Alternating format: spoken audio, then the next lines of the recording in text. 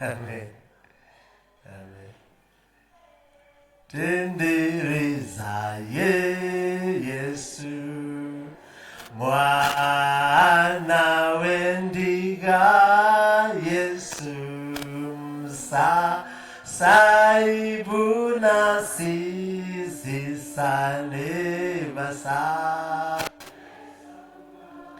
Asante mami, Bwana akubariki. Ndugu yangu na dada yangu na kasichana kananita anko wasimame nao. Wasifanye tu hai. Naona niko na timu kubwa hapa. Mimi hii ni kanisa ya nyumbani. Bwana asifiwe. Nataka leo tujifunze mambo ya stewardship au kutunza vitu za Mungu.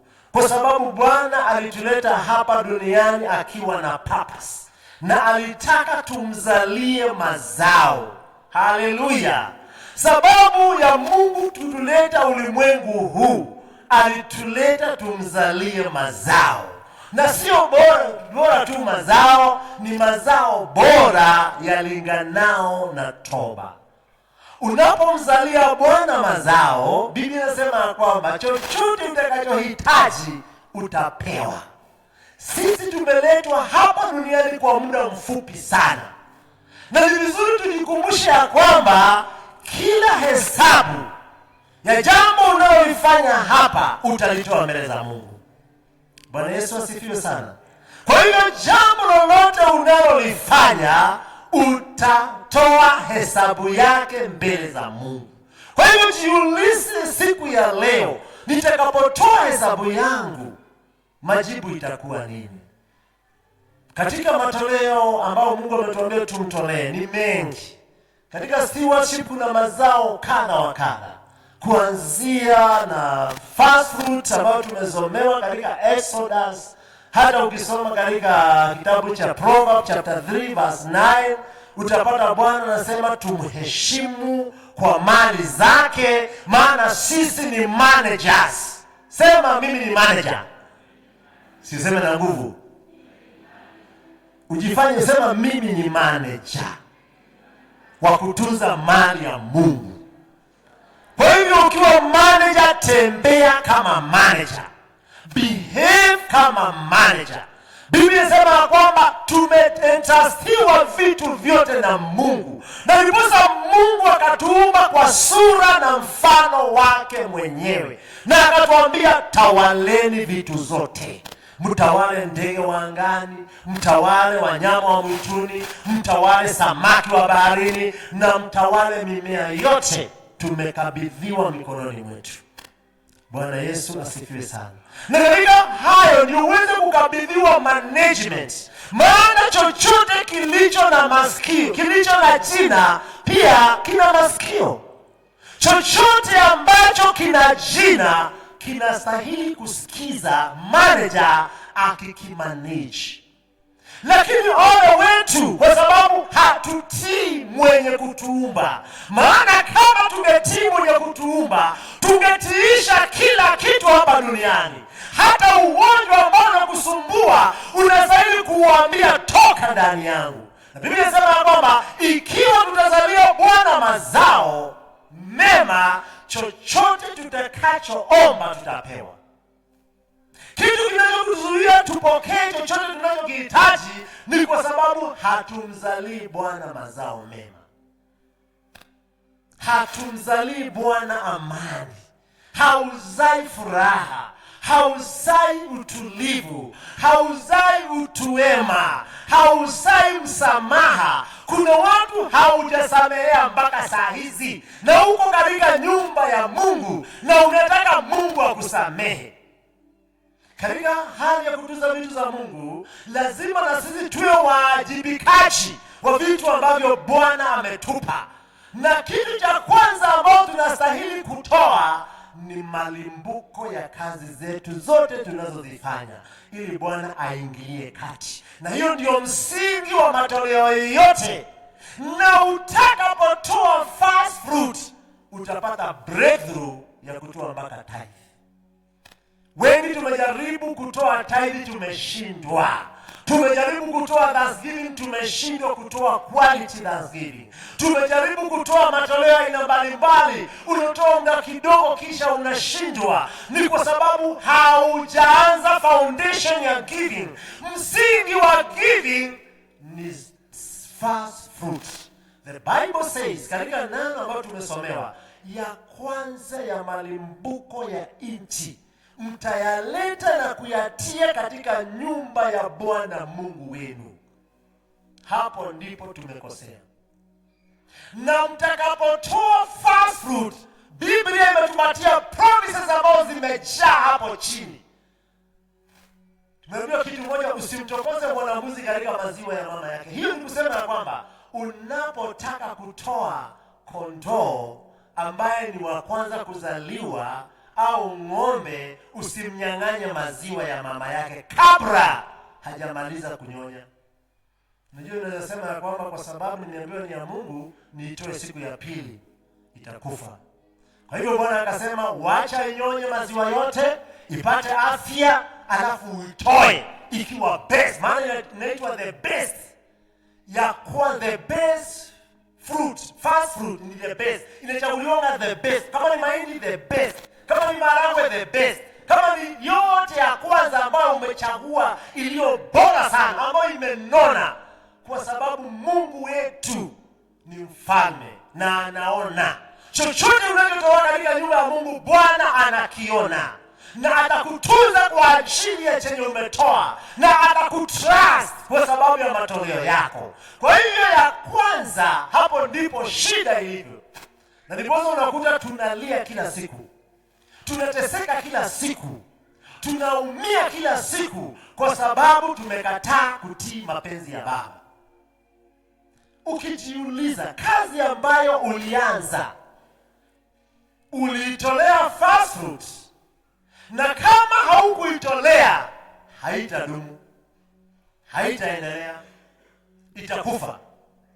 Hata wengi wana testimony ya kazi zao kukufa, haziendelei. Kwa sababu gani? Mungu hajaingilia kati. Haujamheshimu Mungu na first fruit, sio lazima utoe.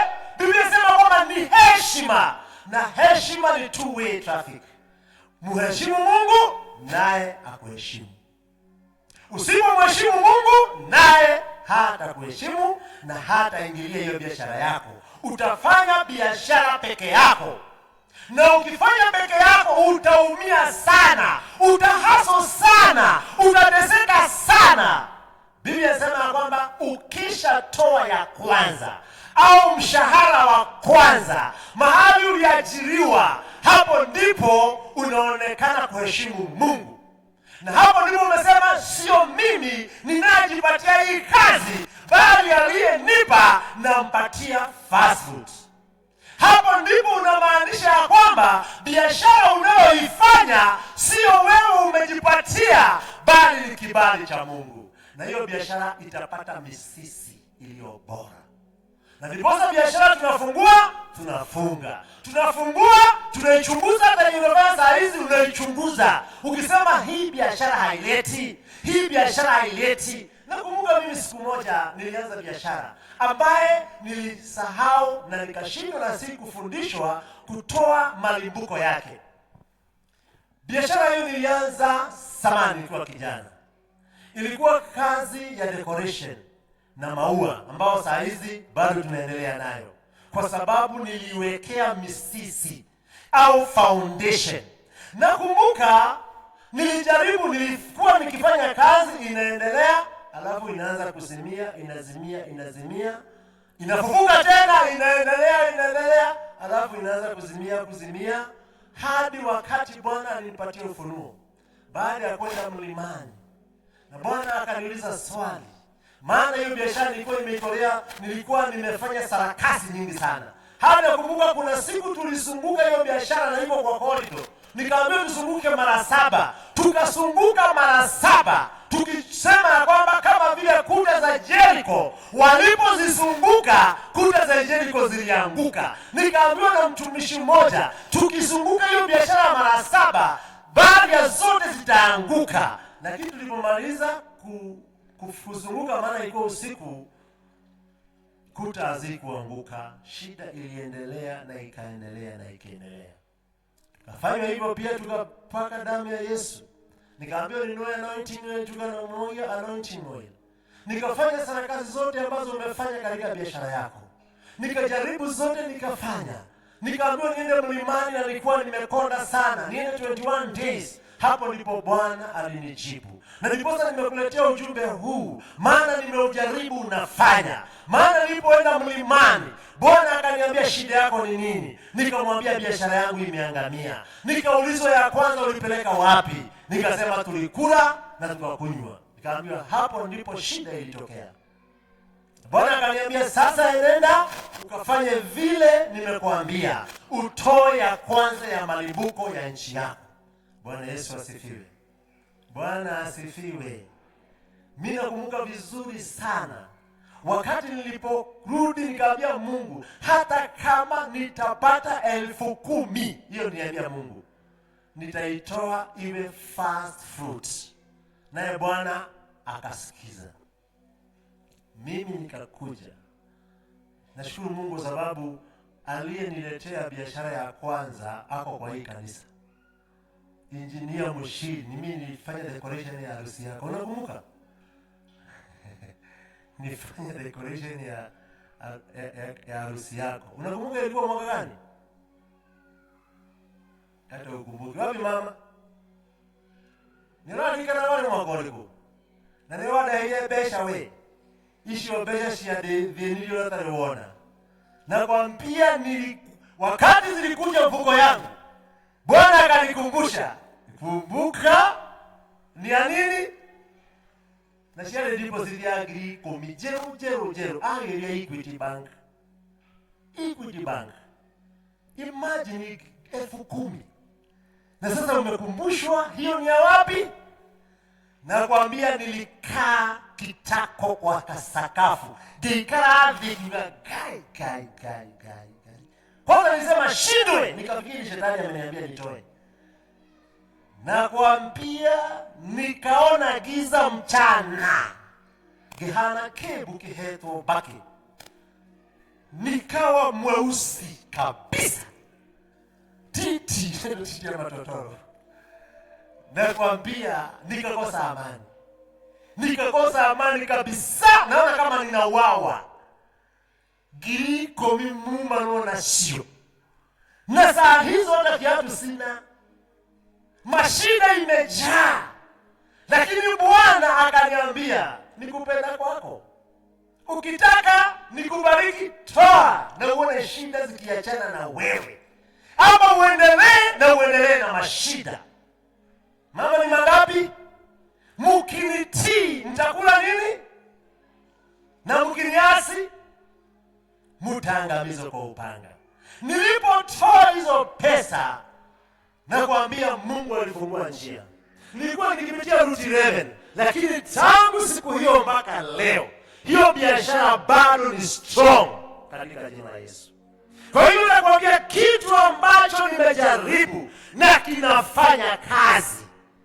Biblia inasema kwamba katika Mathayo 25:32 pale inasema Mungu Yesu aliongea juu ya mtu mmoja, watu wawili, mmoja alikuwa mwenye busara na mwingine mpumbavu, waliojenga nyumba zao. Mmoja alikuwa mwenye busara, akaweka foundation. Kwa hiyo first fruit ni foundation. Na kwa hiyo biashara hiyo na foundation itasimama. Familia hiyo na foundation itasimama. Maana hata unastahili kutolea mtoto wako wa kwanza malimbuko. Maana Mungu mwenyewe alitoa mwana wake akiwa malimbuko wa nchi. Na ndiposa wewe na mimi tumepatikana. Kwa hiyo chochote kinachotolewa malimbuko huwa kinasimama. Ibrahimu ndiye baba wa imani, alitoa malimbuko. Kwa hiyo hatuwezi hepa. Shida nyingi tunazozipitia ni kwa sababu tumemwasi Mungu.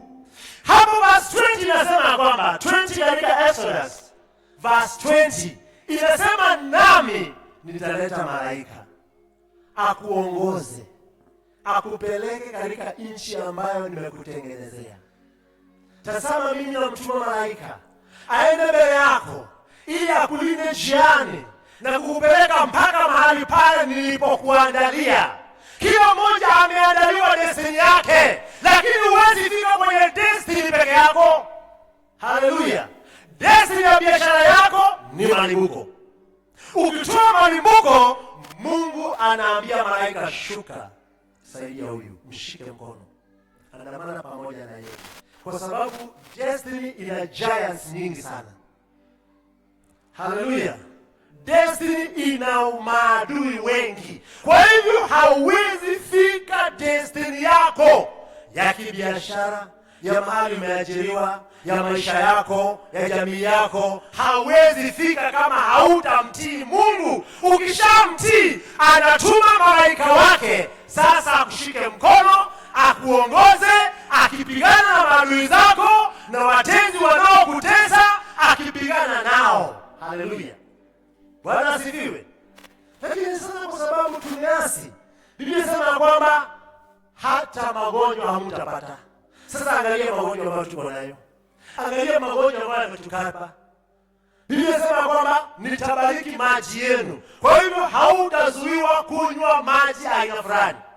Nitabariki chakula chenu. Hautakatazwa kula nyama. Hautakatazwa kula managu. Hautakatazwa kula chumvi. Hautakatazwa kula sukari.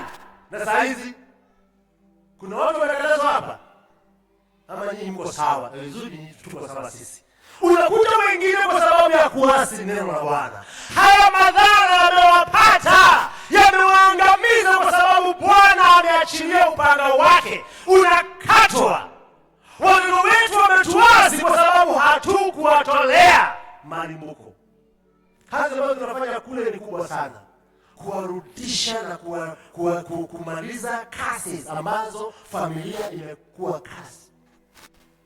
Bwana Yesu asifiwe. Maana verse 8 ya Malachi 3 verse 8 inasema, taifa hili lote mumelaaniwa kwa laana. Ujumbe ambao nimekuletea siku ya leo, sifuniki na kuletea ujumbe ili uweze kutii Bwana, ule mema ya nchi. Inasema verse 8 inasema ati mtu anaweza muiba Mungu. At will a man rob God? Yet you have robbed me. Sisi ni wanyang'anyi. In fact, robbers. Robbers ni watu wanaonyang'anya mtu kwa nguvu. Wewe sehemu ulio nayo, badala ya kutolea Mungu, umekataa nayo. Na umekataa nayo kabisa. Nawe hauwezi fika destiny yako. Utaangamiziwa jangwani kwa sababu umekataa kumtii Mungu. Hapa anasema ya kwamba mwanadamu ameiba tithe na offerings. Na hapo verse 9 inasema taifa hili lote tumelaaniwa. Na tumelaaniwa kwa laana. Na ndiposa magonjwa yametutembelea. Na ndiposa maradhi ni mengi. Shida ni nyingi. Amani hauna. Furaha hauna. Upendo hauna. Unakaa kama suspect 24/7. Mpaka tunakuwa na ujambazi. Mpaka unachezea sheri watoto wako. Kwa sababu mali zote uliachilia watoto. Wakati ulipokuwa na pesa, haukutoa katika nyumba ya Mungu vile inastahili. Kwa sababu Mungu hajasema utoe mali nyingi. Amesema toa malimbuko, toa zaka ambayo ni fungu la 10 na zinginezo. Ina limit. Mzee mmoja alikuwa akitoa mali zake sana kwa watoto wake. Baada ya kutoa kwa Mungu, aliekeza kwa watoto. Na watoto wakaenda majuu, watoto 4. Alikuwa na watoto 8. Watoto wake wakaenda majuu. Na wakafanikiwa, wakaendelea kujenga magorofa zao na maisha yao, na mzee amezeeka. Alikuwa forester na sasa hana kazi, wakiwa na mke wake, na wanaomba watoto wao. Hawana kazi dhabiti. Wanaomba watoto wao wawasaidie. Watoto wao nao wanakuwa wagumu kwa sababu nao wazazi walikuwa wagumu kwa Mungu. Sasa siku moja mzee akasema, sasa tumeteseka na watoto wetu wanatutesa, na watoto wetu saizi tukikufa watakuja kuleta pesa zote, lakini sasa angalia, tangu nitumiwe 5,000 ni miezi 2 sasa. Na magonjwa yako pamoja na sisi, na mashida ziko pamoja nasi. Sasa mama, nataka tutengeneze, nifanye kitendo ambacho watatuletea pesa ya watoto. Mama akasema ni sawa. Akapigia mtoto mmoja mkubwa simu.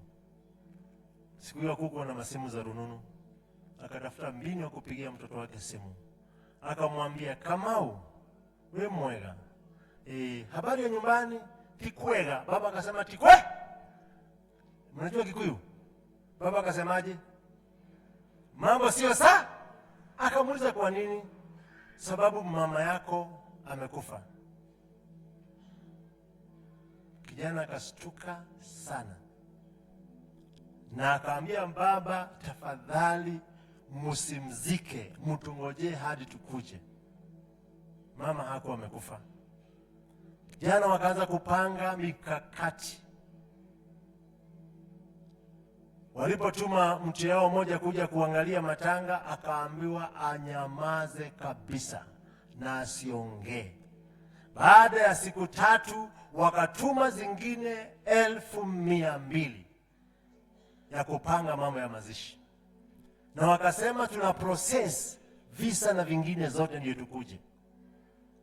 Walipofika, maana walikuja sasa wakiwa wote, walikuja usiku. Walipofika walikuwa na gari leo, wamekokomboa gari Nairobi, wakaja na gari la haya. Walipofika wakapata mama anaendelea na biashara zake. Wakashikwa na butwa na wakastuka, hata hawakusalimia hata baba. Wakakuta baba, wakamuuliza, ulisemaje? Akauliza, nikasemaje? Si ulituambia mama anakufa? Akasema, si ndio, alikufa moyo kwa sababu yenu. Ni akueteke goro. Akamwambia, hata mimi nilikufa, moyo wangu hauko.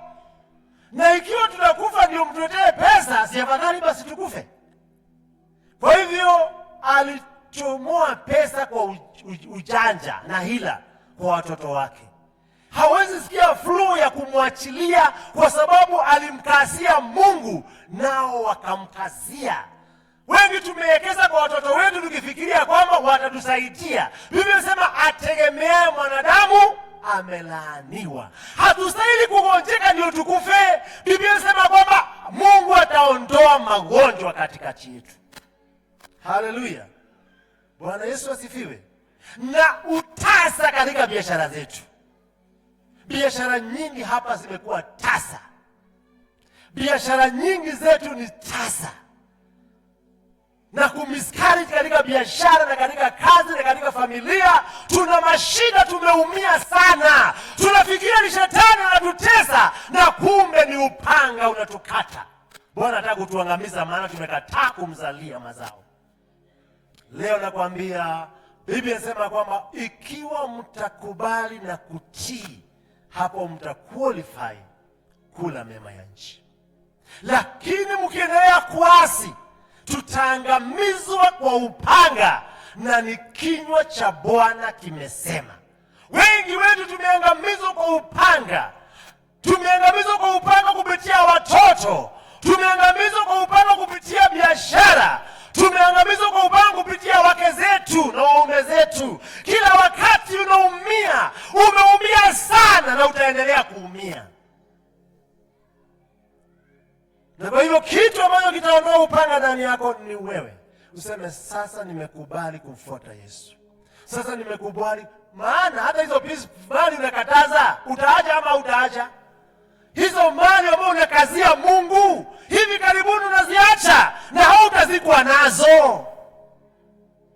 Biblia inasema katika Matthew 25 pale 30 something, ati siku zile Bwana atakapokuja na ufalme wake pamoja naye atawaweka upande, atawatawanya kama mbuzi na kondoo.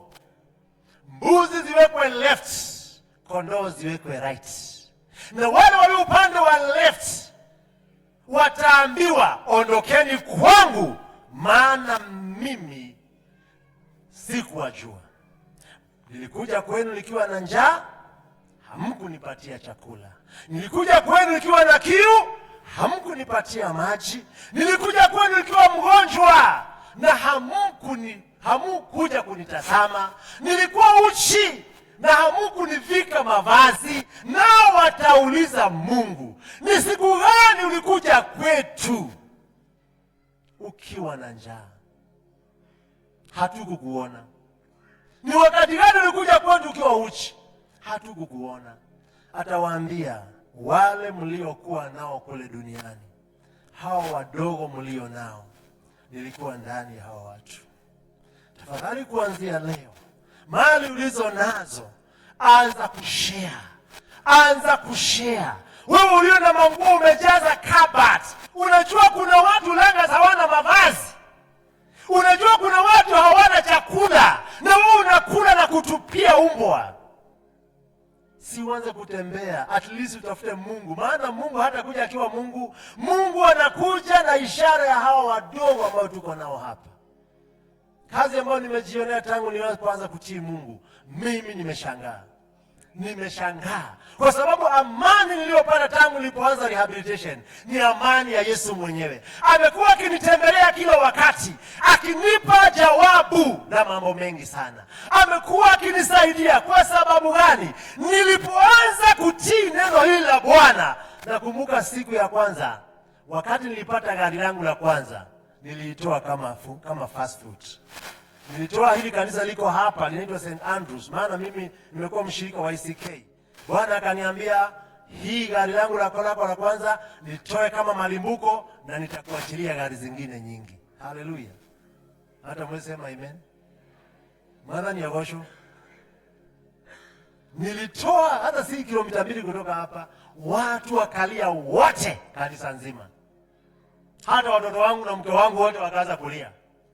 Maana ni kuwaliru. Wengine wanalia kwa sababu tutaendaje na watoto wadogo nyumbani.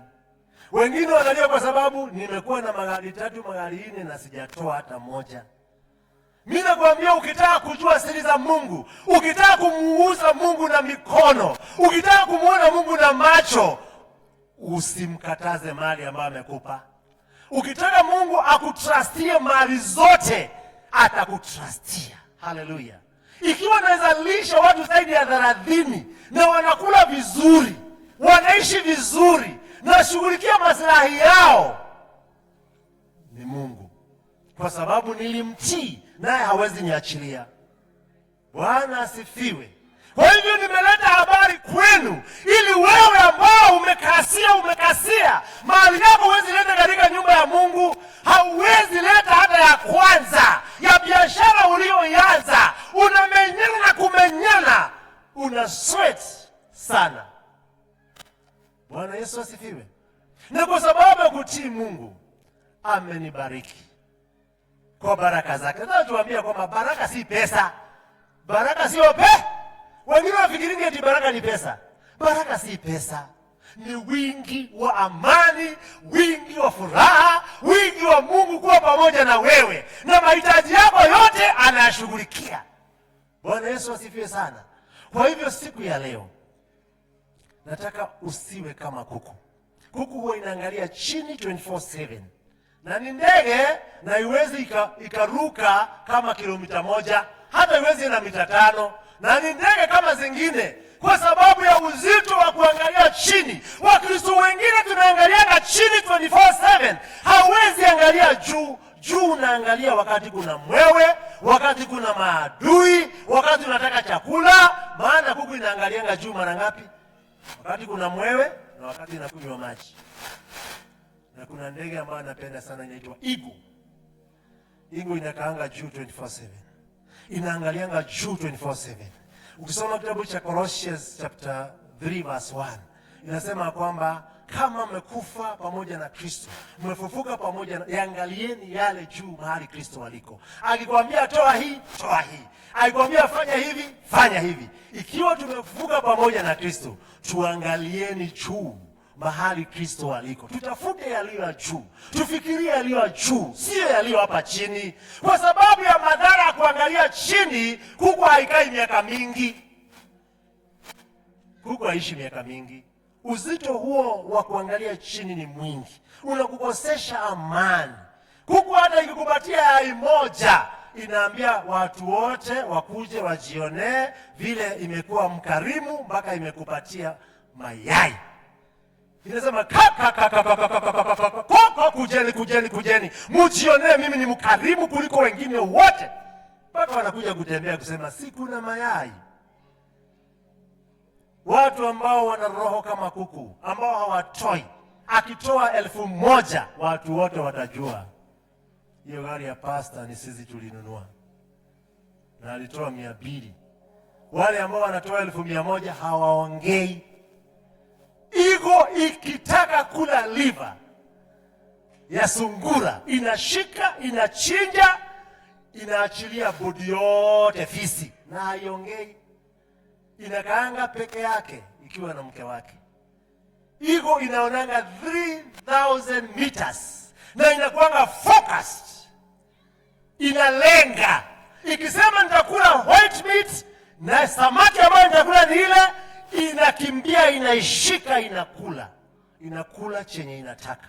Lakini kuku haikulangi chenye inataka. Kuku haishibangi. Ni giza inafukuzanga kuku. Hebu hakisha stima wakati umeweka kuku, ati umefungia kuku, uone kama itakula mahindi. Inaweza kula kweli? Kuku ukifungulia, ukiacha stima na ati imeshiba, si inaendelea kukula? Kwa sababu haijashiba. Maisha ambayo tunakaa hatushibi. Mungu ndiye atatushibisha ikiwa tutaanza kumtii yeye katika jina la Yesu. Haleluya. Ujumbe huu nimehubiri sasa miaka 30 na siachi, na nasikia nikiwa na nguvu kuliko miaka ile. Na nguvu ambazo niko nazo, ninataka kuanza hata kusunguka langazi hii nikionyesha watu sinema na timu yangu hii na ile nyingine, nikihubiri kuliko samani. Kwa sababu gani? Sizeeki, ninakaa kama ego katika jina la Yesu. Kwa sababu mimi natazama yaliyo juu. Vile Kristo ananiambia ndio mimi nafanya. Na hivyo ndivyo nimekuja kuwasambazia, niwaambie tuanze kufikiria yaliyo juu, ili usikufe bila legacy. Kuna watu ambao wanakufa ovyo ovyo bila hata kuacha legacy. Ni vizuri ujue ya kwamba unastahili kuacha mark hapa duniani. Bwana Yesu asifiwe. Mama moja aliitwa Dorcas kwa sababu ya kugive. She was a giver. Alipokufa wakaandamana ambao walisaidia. Mpaka Mungu akaambia Petro, enda, kuna maneno hapa. Enda ukafufue huyu mama mara moja. Uliza mwenzako, ukikufa watu wanazalia? Ugekweli, ndio igana magire kana shena yako. Guza mioyo na giving yako. Guza mioyo hapa kanisani. Kuna watu ambayo Mungu anataka kuinua siku ya leo na kuwaweka mahali pa juu na kuwainua katika kiwango kingine. Useme sasa naenda kiwango kingine, na ni kwa sababu ya kutii kwako. Kutii kuna baraka, na hasa kutii katika mali ya Mungu. Ili Mungu akutrustie mali, lazima ukubali kutii. Bwana wetu Yesu asifiwe sana. Haleluya. Hii ni dawa ambayo ninadunga wewe ya kusaidia ugonjwa ulio nao. Maana Bwana amekuangalia, akakutazama, akaona dawa ambayo unahitaji ni hii siku ya leo. Kuna mwimbaji alisema, diridono dutoyo arwaru magomete bakanege na muno amaomorite wodi makoiga manirire dawa icio ni nduru ati ciaga gucenjio andugo mokai itikia Jehova niwe ngoro cianyu tigai kumaka magerio matituraga. Umewahi kuona watu wagonjwa wamegomea dawa hospitalini ya Moi Teaching and Referral? Wamechukua green leaf wakisema tubadilishie hizi dawa, ni kali sana. Kama hatutabadilishiwa hizi dawa, kila mgonjwa hapa atarudi nyumbani. Wagonjwa huwa wanagoma ama ni wa daktari wanagoma? Na mgonjwa akigoma, what will happen? Ambia mwenzako usigome.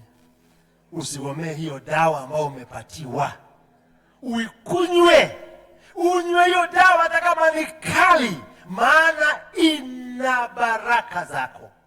Ina ushindi wako. Ina kila kitu ambacho unakihitaji. Maana hapa imetuambia kwamba na chakula chako kitabarikiwa. Familia yako itabarikiwa. Biashara yako itabarikiwa. Lakini haitabarikiwa kwa maombi peke yake. Haikusema malaika analetwa na maombi, ni matoleo ambayo uko nayo. Hizo mali zote uko nazo ni za mwenyewe. Mwinishi alisema hiyo mali yako unaeringa naye mwenyewe namjua, wewe cha kuringia una wewe una cha kujivunia una baba una, wewe cha kuringia una. Hilo gari lako unatutisha nalo mwenyewe namjua, wewe cha kuringia una. Kwa hivyo chochote ambacho umepewa na Mungu, hebu umpatie Bwana.